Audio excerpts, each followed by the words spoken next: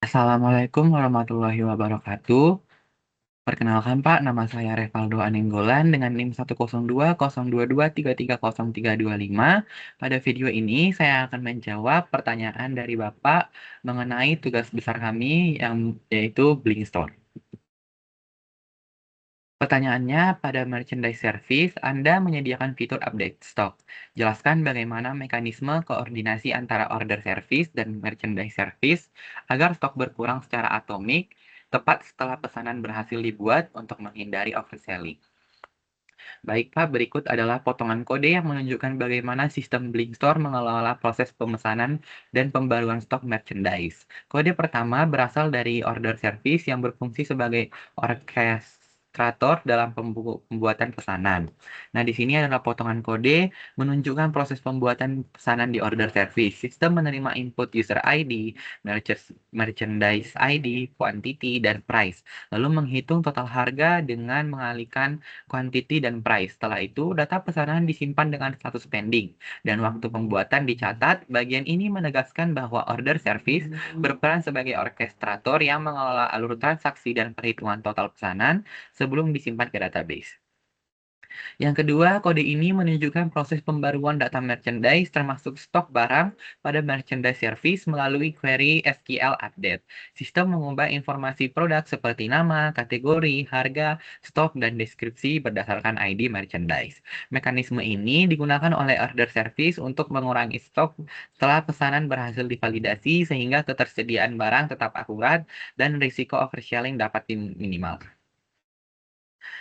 Sebagai orkestrator, order service bertanggung jawab mengatur alur transaksi agar konsisten dan aman, terutama dalam proses pengurangan stok merchandise. Untuk mencegah terjadinya overselling, kami menerapkan mekanisme koordinasi berbasis inter-service communication yang terkontrol dan berurutan.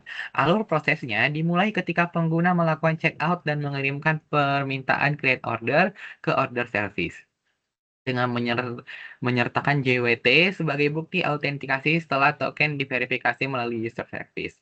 Order service tidak langsung membuat pesanan, melainkan terlebih dahulu melakukan pengecekan stok ke merchandise service melalui query atau mutation seperti check stock. Merchandise service kemudian mengecek ketersediaan stok di database MySQL secara real time. Jika stok tidak mencukupi, proses order langsung dihentikan dan tidak ada data yang disimpan. Dengan demikian, sistem mencegah terjadinya pesanan yang tidak bisa dipenuhi.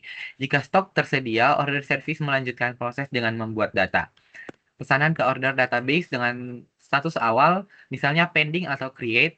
Setelah data pesanan berhasil disimpan, barulah order service memanggil mutation reduce stock pada merchandise service untuk mengurangi jumlah stok sesuai kuantitas yang dipesan. Pengurangan stok ini dilakukan setelah order berhasil dibuat, bukan sebelumnya. Hal ini penting agar tidak terjadi pengurangan stok tanpa adanya data pesanan yang valid. Dengan urutan ini, sistem menjaga konsistensi antara data transaksi dan data stok.